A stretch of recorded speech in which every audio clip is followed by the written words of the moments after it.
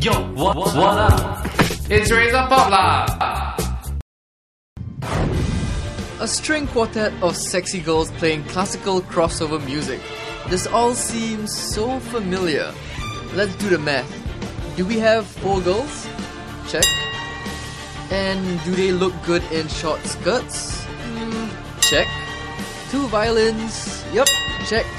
A viola and a cello? Check and check. Contemporary electronic dance beats? Check. Well then they must be British group Bond. Wait a minute. No, it's a totally different band. Well, different like red and green apples. In a world filled with carbon copy boy bands and rock bands, I think the human race can live with just 2 sexy contemporary classical string quartets. So let's reserve judgment until we get to know the girls a little better. Introducing Escala. Hailing from London, England, the girls were in Singapore recently to perform for the Subaru Legacy series launch. The group came to the public's attention following their first round audition on British talent show Britain's Got Talent. The group made their way to the finals along with 9 other acts by winning over the audience and the judges, and none more than American Idol judge Simon Cowell. This has gone beyond my expectations tonight because I've seen 3 or 4 acts who are simply brilliant, and you are one of them.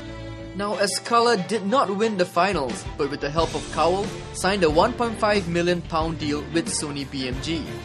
And since then, the girls have released their debut self-titled album, which sports renditions and covers of rock songs and classical standards.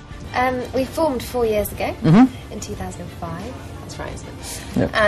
And we went on tour with a boy band called McFly in the UK, and we were all booked independently, and formed a string quartet, girl string quartet, and toured with the band for about 3 weeks. And we all sort of knew each other anyway, but it was the first time we played together as a group.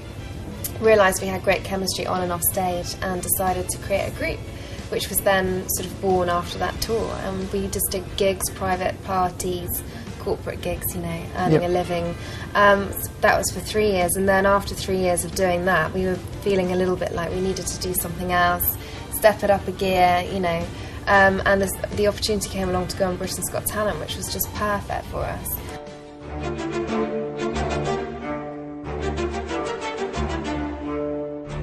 But how was life during those 3 years just before Britain's Got Talent? Was it tough?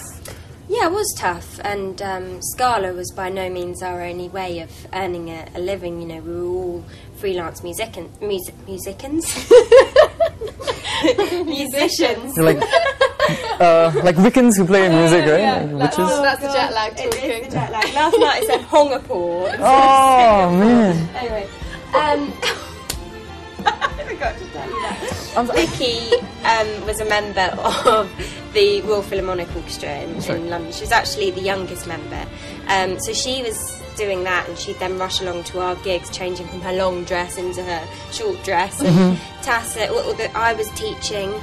Tass and Shani were very much doing kind of pop, you know, playing for pop artists and all that kind of stuff. So, you know, we're all doing our own thing, and it's quite a gamble for us to have stopped our career actually and to go off in this direction because, you know, Shani and I have been in that place before where a band didn't work out, and suddenly you've lost your contacts, you know, and you have to start right from scratch and build yourself up again. Yeah. So, you know, even now it's not easy. You have to work hard to get success. It's not guaranteed. But like all fast rising stars, controversy is never far behind. With Britain's Got Talent, a platform for undiscovered acts, the public cried foul when reports surfaced of Escala having professional experience prior to the competition. Now, it did not help that a source from the show told British press that the girls were personally invited to audition by none other than Simon Cowell himself. No, what happened was we played at a Christmas party that happened to be for the X Factor production team. And the producers that produced X Factor produced Britain's Got Talent, and the producers came up to us and said, "You're great girls." They watched us do a half-an-hour set. Said, "You know, you signed?" We said no, and they said, "Have you ever thought about going on a programme like that?" And we were like, "Not really." You know, once you've you know, had a classical training, you don't necessarily think about going on a reality TV programme. But, you know, it was what we needed at the time to raise our profile, and it was fantastic. So the idea was definitely suggested to us. But still we went went down through the the same same route. audition process Okay. as everyone else.